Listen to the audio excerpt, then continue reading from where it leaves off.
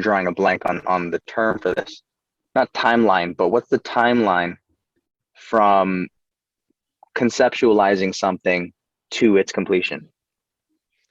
Well, that really depends on the complexity of the scene that I'm making. So Turnaround time. That's what I was turnaround, looking that's for. it. Yeah. Yeah, so it really depends on the complexity of the scene that I'm making. And as you've seen, some of my shots require me to make dozens and dozens of little miniature props, whether those are like video game boxes or vinyl record covers.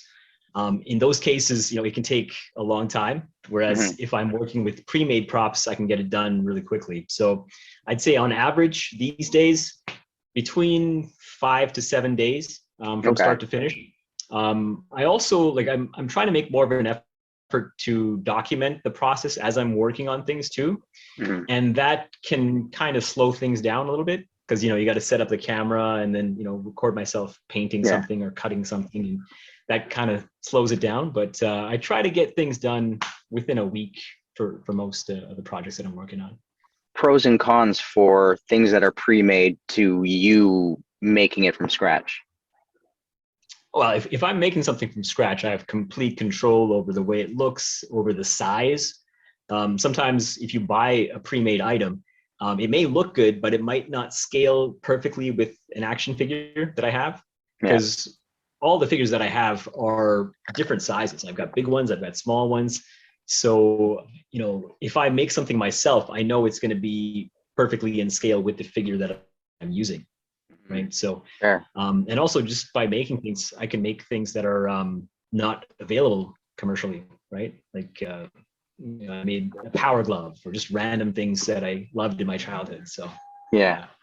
Now, what's your source of inspiration for, I want to say, cross genre or cross universe play, where you'll have different characters using something that's from like another show, or you'll have two very different toys and action figures interacting?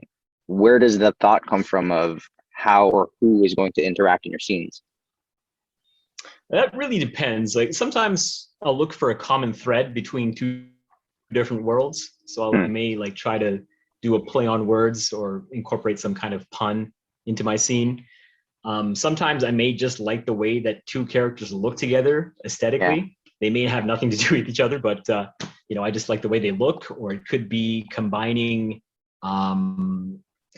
various things that I loved from my childhood. Like a lot of my inspiration does come from my early childhood years and teenage years, 80s, 90s, early 2000s.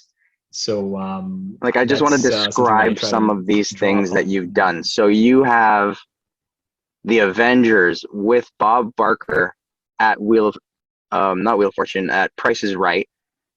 You have Ninja Turtles playing with Pokemon cards. You got The Office. You got SpongeBob eating McDonald's. It's the creativity behind this is just so amazing to see. And it's like, when you come up with these ideas, how does it go from idea to object or paper?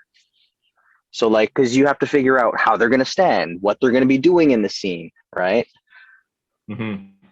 Yeah, fortunately for me, I feel like ideas come to me relatively easily, and I feel really grateful for that. I keep a text file on my computer where I jot down all my ideas. So anytime I get an idea, I'll immediately write it in there.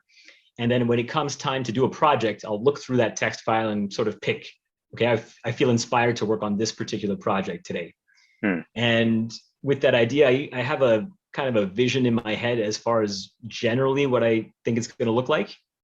And then I just start building piece by piece. So I'll lay down the floor and the walls and then start building a prop. And it just kind of emerges from that. And I'm taking photos every, couple days or every few hours in between the process as I put new things on there, just to kind of get a feel for how it's going to look. And it just develops over time. Yeah.